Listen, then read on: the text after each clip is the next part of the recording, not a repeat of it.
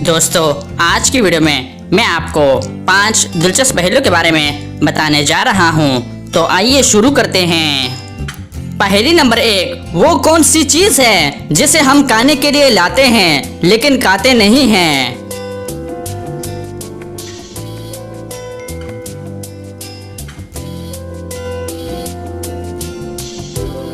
इसका सही जवाब है चम्मच।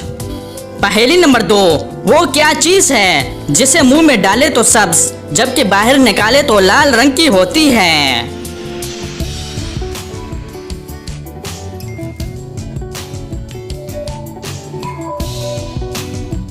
सही जवाब है पान।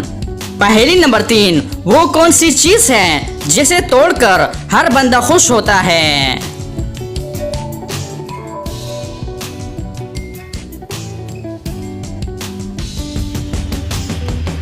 इसका सही जवाब है रिकॉर्ड। पहेली नंबर 4, वो कौन सा ड्रेस है जिसे कोई भी नहीं पहन सकता?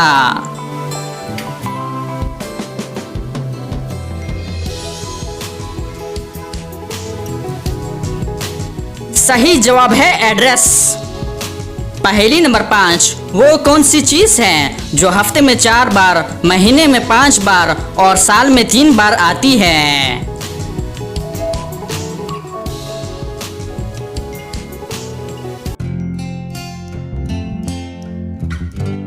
इसका सही जवाब है हरूफ की तादाद।